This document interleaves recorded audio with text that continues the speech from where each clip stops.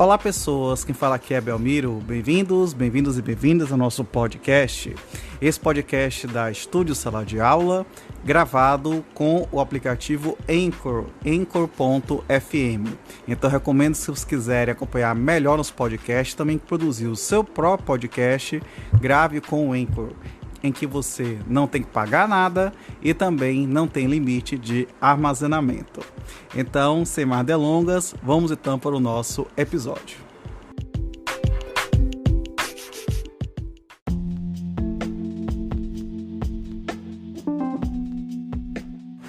Capítulo 2 dos deveres das partes e de seus procuradores. Seção 1 dos deveres.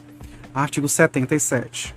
Além de outros previstos neste Código, são deveres das partes, de seus procuradores e de todos aqueles que de qualquer forma participem do processo. Inciso 1.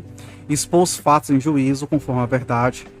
Inciso 2. Não formular pretensão de apresentar defesa quando cientes de que são destituídas de fundamento. Inciso 3. Não produzir provas e não praticar atos inúteis ou desnecessários à declaração ou à defesa do direito. Inciso 4. Cumprir com exatidão as decisões jurisdicionais de natureza provisória ou final e não criar embaraços à sua efetivação. Inciso 5. Declinar, no primeiro momento que lhes couber falar nos autos, o endereço residencial ou profissional onde receberão intimações, atualizando essa informação sempre que ocorrer qualquer modificação temporária ou definitiva. Inciso 6. Não praticar inovação ilegal no estado de fato, de bem ou direito litigioso. Inciso 7. Informar e manter atualizados seus dados cadastrais perante os órgãos do Poder Judiciário e, no caso do parágrafo 6º do artigo 246 deste Código, da administração tributária para recebimento de citações e intimações. Parágrafo 1º. Nas hipóteses dos incisos 4 e 6, o juiz advertirá qualquer das partes mencionadas no caput de que sua conduta poderá ser punida como ato atentatório à dignidade da justiça. Parágrafo 2º. A violação do disposto nos incisos 4 e 6 constitui ato atentatório à dignidade da justiça, devendo o juiz, sem prejuízo das sanções criminais, civis e processuais cabíveis, aplicar ao responsável multa de até 20% do valor da causa, de acordo com a gravidade da conduta. Parágrafo 3º. Não sendo paga no prazo a ser fixado pelo juiz, a multa prevista no parágrafo 2º será inscrita como dívida ativa da União ou do Estado após o trânsito em julgado da decisão que a fixou e sua execução observará o procedimento de execução fiscal, revertendo seus fundos previstos no artigo 97.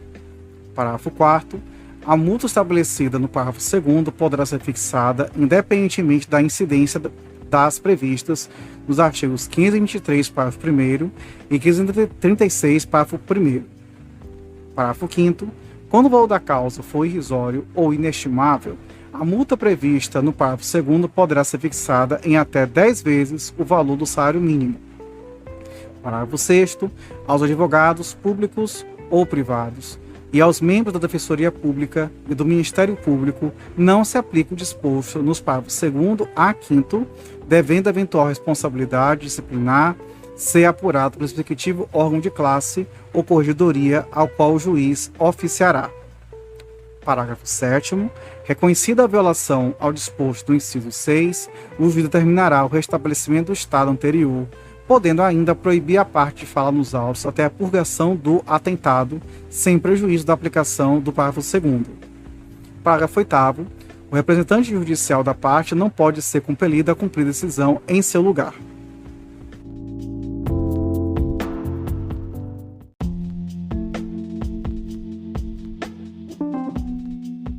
Artigo 78. É vedado às partes, a seus procuradores, aos juízes, aos membros do Ministério Público e da Defensoria Pública e a qualquer pessoa que participe do processo empregar expressões ofensivas nos escritos apresentados.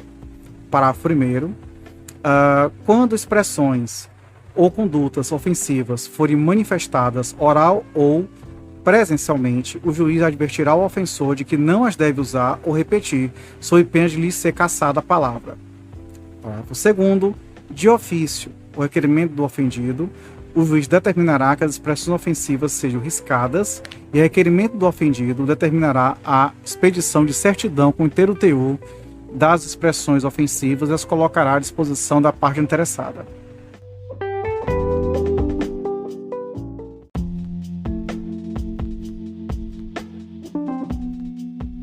Seção 2 da responsabilidade das partes por dano processual.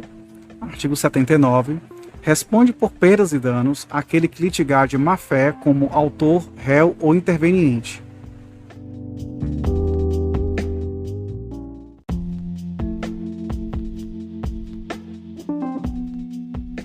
Artigo 80. Considera-se litigante de má-fé aquele que, inciso 1, deduzir pretensão ou defesa contra texto expresso de lei ou fato controverso. Inciso 2, alterar a verdade dos fatos.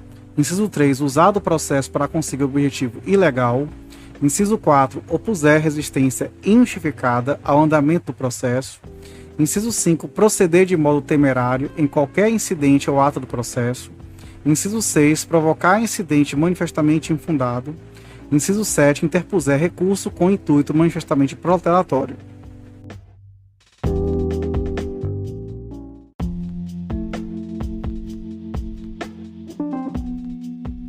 Artigo 81.